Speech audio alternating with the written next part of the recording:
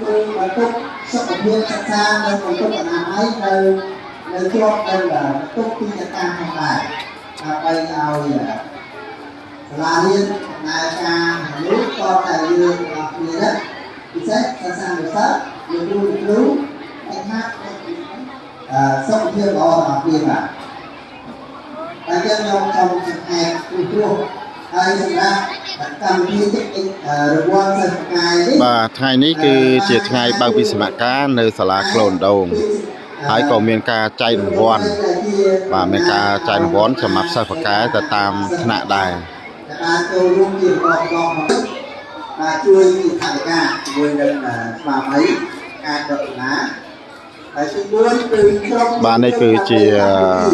ជួយពីថវិកា ប្រសាសន៍របស់នាយកសាលាក្លូនដូងបឋមសិក្សាហើយនៅក្នុងនោះក៏យើងមានការចែកសញ្ញាបត្រសម្រាប់សិស្សប្រកែហើយនឹង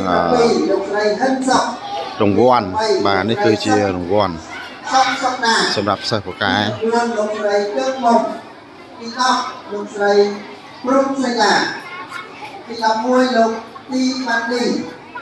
ទី12យើងឃើញមានអាណាព្យាបាលមកកកច្រើនទាំងសិស្សទាំងអាណាព្យាបាលគឺជាសម្ភារៈសិក្សាចឹងឈ្មោះរៀបរាប់ខាងលើមកនេះសិតតែគឺជាការតែខ្ញុំសូមអធិស្ឋានផងខ្ញុំអត់បានសិនឯងនាទី16លោកស្រីតាំង3នាក់ដែលបានជួយជាសម្ភារៈការហោហានៅទីប្រកបដើម្បីជ្រើសរើសទៅដល់កិច្ចដំណើរការទីសម្ចែករង្វាន់សិស្សថ្ងៃដល់ពលរដ្ឋដែលរៀនបង្ហាញជាប់ចំណាត់